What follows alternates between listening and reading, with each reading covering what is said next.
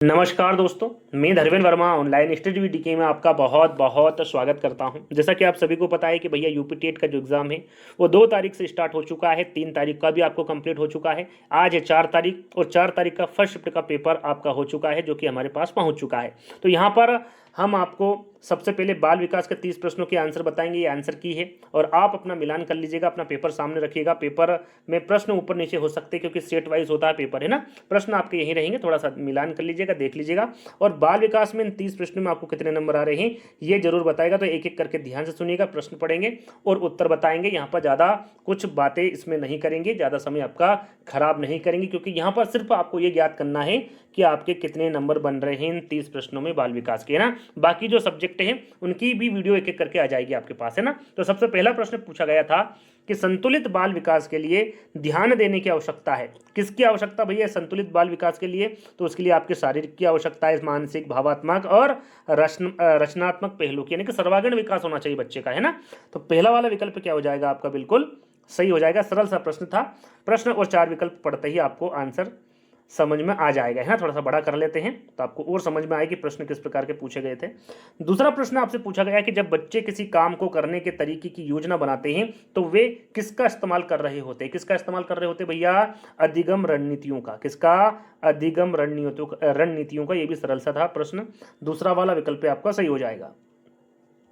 तीसरा प्रश्न आपसे पूछा गया है कि गेस्टाल्ट मनोविज्ञान का कौन सा मूलभूत सिद्धांत है जो यह सुझाव देता है कि शिक्षार्थी सूचना को केवल पृथक भागों के बजाय एक संपूर्ण संरचना के रूप में ग्रहण करते हैं? यह भी सरल सा प्रश्न था। यदि प्रश्न पढ़ेंगे तो प्रश्न में ही आपका आंसर छुपा हुआ है।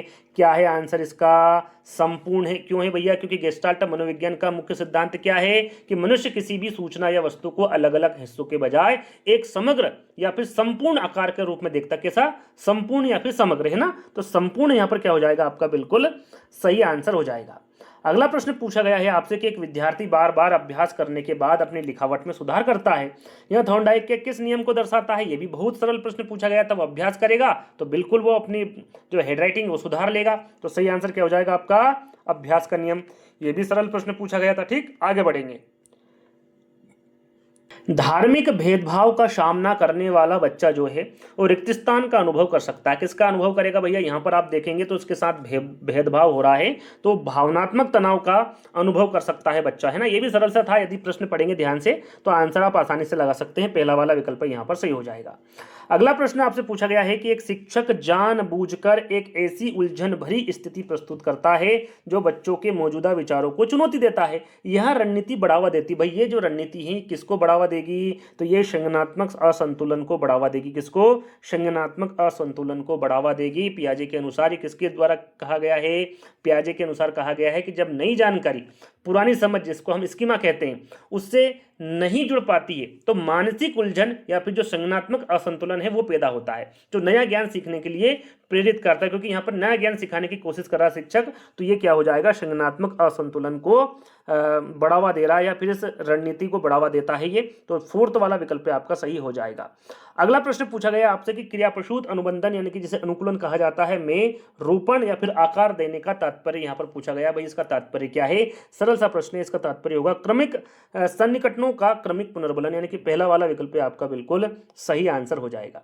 अगला प्रश्न पूछा गया है कि माता पिता की भागीदारी समावेशन को मजबूत करती है, क्योंकि क्यों करती है भैया?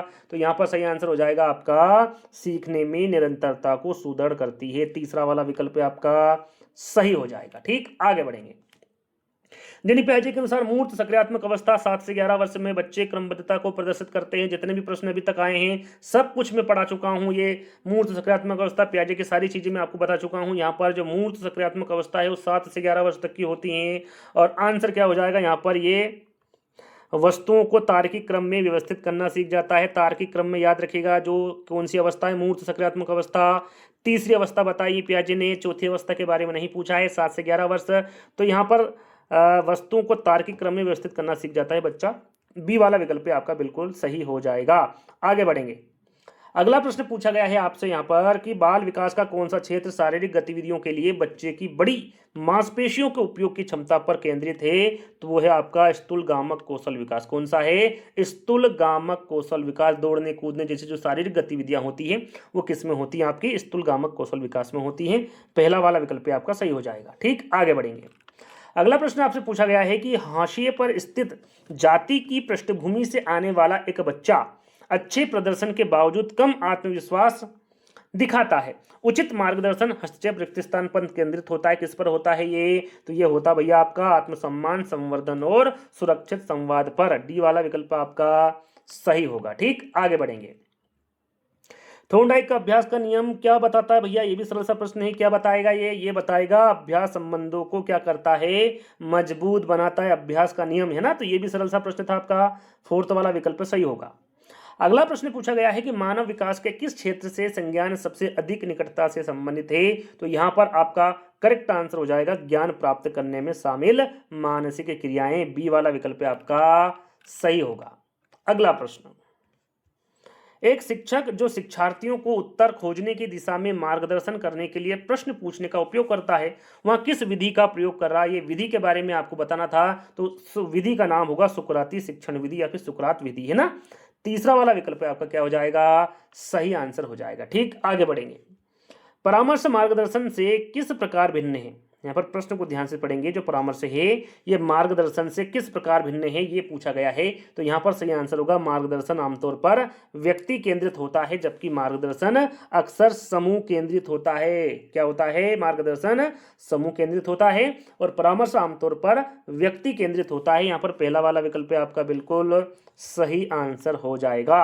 आगे बढ़ेंगे। अगला प्रश्न पूछा गया है आपसे कि एक शिक्षण दृष्टिकोण जिसमें शिक्षक सीधे विद्यार्थियों को अवधारणाओं, विचारों और सिद्धांतों को समझाता है, वो क्या कहलाता है? तो उसे कहते हैं व्याख्यात्मक शिक्षण। क्या कहते हैं उसे? व्याख्यात्मक शिक्षण कहा जाता है। तीसरा वाला विकल्प आपका सही हो जाएगा। अगला प्रश्न, सांस्कृतिक समावेशन के लिए शिक्षकों को क्या करना चाहिए? भाई क्या करेंगे शिक्षक? सही आंसर होगा विभिन्न सांस्कृतिक उदाहरणों को एकीकृत करेंगे। फोर्थ वाला विकल्प आपका सही हो जाएगा। अगला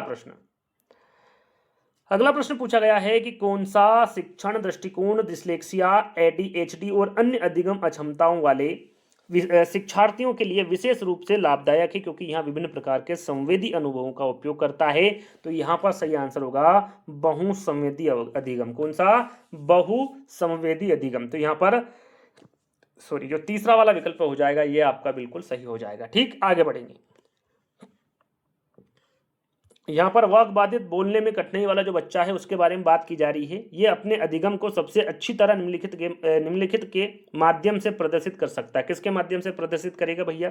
सरल सा प्रश्न है। अभिव्यक्ति के वैकल्पिक तरीके से करेगा, है ना। डी वाला विकल्प आपका सही होगा। ठीक, आगे बढ़ेंगे। कक्षा में भावात्मक सुरक्षा बच्चों की सहायता करती, किस प्रकार करेगी भैया? तो सही आंसर होगा आत्मविश्वास के साथ भाग लेने में कक्षा में भावात्मक सुरक्षा बच्चों की सहायता करती है। पहला वाला विकल्प आपका सही हो जाएगा। अगला प्रश्न, थॉर्नडाइक के सीखने के प्राथमिक नियमों में से कौन सा नियम यह सुझाव देता है कि जब किसी स्थिति की पुनरावृत्ति होती है तो वहां अनुक्रिया जिसके बाद कोई संतोषजनक स्थिति उत्पन्न होती है उसके दोबारा होने की संभावना अधिक होती है? ये कौन सा नियम बताता है? सीधा सीधा ये पूछा गया है, तो याद रखिएगा ये है आपका प्रभाव का नियम। कौन सा है? प्रभाव का नियम। किसके द्वारा दिया गया? थॉर्नडाइक द्वारा। क्या है भैया, क्या कहता है थॉर्नडाइक?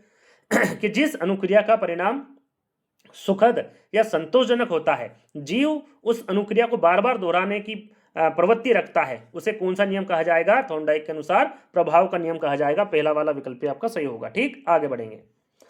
बाल विकास को मनुष्यों में जन्म और जीवन की किस अवस्था के बीच होने वाले जैविक, मनोवैज्ञानिक और भावात्मक परिवर्तनों के अनुक्रम के रूप में परिभाषित किया गया है? तो यहाँ पर सही आंसर हो जाएगा किशोरावस्था का अंत, है ना। बाल विकास को मनुष्यों में जन्म और जीवन की किस अवस्था के बारे में पूछा गया था, तो वो किशोरावस्था का अंत यहाँ पर बिल्कुल करेक्ट आंसर हो जाएगा। अगला प्रश्न, थोर्नडाइक के प्रयास एवं त्रुटि सिद्धांत का तात्पर्य है कि अधिगम निम्नलिखित के बीच संबंध स्थापित करने का परिणाम है। किसके बीच भैया? सही आंसर हो जाएगा आपका उद्दीपक और अनुक्रिया के बीच। थोर्नडाइक के बहुत सारे प्रश्न यहाँ पर देखने को मिल रहे हैं। यदि आपने ये कंप्लीट कर लिया होगा तो काफी प्रश्न आपके यहाँ पर बन रहे होंगे। बी वाला विकल्प आपका सही हो जाएगा।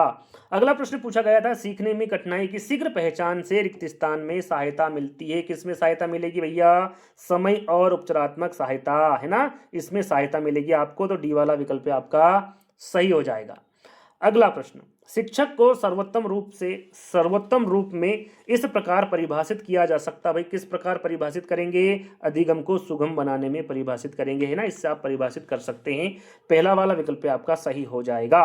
अगला प्रश्न आपसे पूछा गया है यहाँ पर कि वे तकनीकें जो विद्यार्थियों को उनकी सोच के प्रति जागरूक होने और उनके सीखने के तरीके पर विचार करने में सहायता करती है, उन्हें क्या कहा जाता है? तो ध्यान दीजिएगा, उसे अधिसंज्ञानात्मक रणनीतियां कहा जाएगा। क्या? अधिसंज्ञानात्मक रणनीतियां।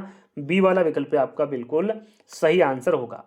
अगला प्रश्न आपसे यहां पर पूछा गया है कि पियाजे के संज्ञानात्मक विकास के सिद्धांत के अनुसार 7 से 11 वर्ष की आयु के बच्चे आमतौर पर किस अवस्था में होते हैं? पियाजे और थॉर्नडाइक से सबसे ज्यादा प्रश्न पूछे जा रहे हैं इसमें, है ना, काफी प्रश्न दोनों से ही पूछे गए हैं। तो ये अवस्था के बारे में पूछा गया है जो 7 से 11 वर्ष तक की अवस्था है, जो पियाजे के अनुसार मूर्त सक्रियात्मक अवस्था बताई गई है, जिसमें बच्चा अपने सामने जो मौजूद ठोस है या फिर जिसे मूर्त अवस्था कहते हैं उन वस्तुओं के प्रति तार्किक सोच विकसित कर लेता है। तो वह अवस्था होगी आपकी मूर्त सक्रियात्मक अवस्था। कौन सी? मूर्त सक्रियात्मक अवस्था, यानी कि डी वाला विकल्प आपका क्या हो जाएगा?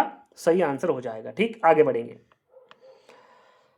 अगला प्रश्न पूछा गया है आपसे यहां पर, पियाजे के संज्ञानात्मक विकास के सिद्धांत के अनुसार औपचारिक सक्रियात्मक अवस्था की सबसे विशिष्ट क्षमता कौन सी? मैंने बताया था भैया पियाजे ने 4 अवस्था बताई, पहली, दूसरी, तीसरी, चौथी। ये हर प्रश्न में जब भी पियाजे का आया है जरूर बताया है कि क्रम में आपको जरूर ध्यान देना है, और यही पूछा गया है यहाँ पर। देखिए, औपचारिक सक्रियात्मक अवस्था की सबसे विशिष्ट क्षमता कौन सी है, ये पूछा गया। कौन सी अवस्था है? ये चौथी अवस्था है, और ये 11 वर्ष से जो ऊपर की अवस्था होती है वो अवस्था के बारे में पूछा गया है। और आंसर होगा इसमें क्या होगा भैया? अमूर्त और तार्किक तर्क करने लगता है बच्चा। तो तीसरा वाला विकल्प आपका क्या हो जाएगा? सही आंसर हो जाएगा। आपका क्रम में याद होना जरूरी, तभी थोड़ा बहुत आप यहाँ पर आंसर कल्पना भी कर सकते हैं। नहीं भी पता है तो भी आप थोड़ा बहुत अपने दिमाग से आंसर लगा सकते हैं ना। तो यहाँ पर तीसरा वाला विकल्प आपका सही हो जाएगा। अगला प्रश्न पूछा गया है आपसे कि रचनावादी शिक्षण में निम्नलिखित में से किस पर जोर दिया जाता है? भाई किस पर जोर दिया जाता है? सही आंसर होगा शिक्षार्थी की गतिविधियों पर जोर दिया जाता है। काफी प्रश्न ऐसे हैं जो बहुत सरल थे, बच्चे आसानी से उनको कर सकते थे हल, है ना, यानी कि बहुत सरल प्रश्न आया थे आपके बाल विकास के जो पोर्शन है, काफी सरल मुझे लगा, क्योंकि अधिकतर जो प्रश्न है वो प्रश्न और विकल्प पढ़ते ही आंसर आ रहे थे आपके, है ना। तो अंतिम प्रश्न है आपका बाल विकास का कि वह शिक्षण विधि जिसमें विद्यार्थी अपने स्वयं के अवलोकन और प्रयोगों के माध्यम से तथ्यों और समाधानों की खोज करते हैं, वो क्या कहते हैं? उसे क्या कहलाती? कौन सी विधि कहते हैं उसे? तो उसे अन्वेषण विधि कहते हैं। कौन सी भैया? अन्वेषण विधि कहते हैं। तो ये रहे आपके 30 प्रश्न बाल विकास के। अब इन 30 प्रश्नों में बाल विकास का जो पोर्शन है, इनके 30 प्रश्न में आपको कितने नंबर आ रहे हैं ये जरूर कमेंट्स के माध्यम से बताइएगा। मुझे लगता है कि इस पोर्शन में काफी अच्छे अंक आपको प्राप्त हुए होंगे। 30 में से लगभग 25 नंबर तो सभी को प्राप्त हुए होंगे, क्योंकि काफी सरल प्रश्न था आपका बाल विकास का। तो देखते हैं भाई किसको कितने नंबर आ रहे हैं, कमेंट्स के माध्यम से जरूर बताइएगा। अगले वीडियो में जल्दी ही मिलते हैं, जब तक के लिए धन्यवाद।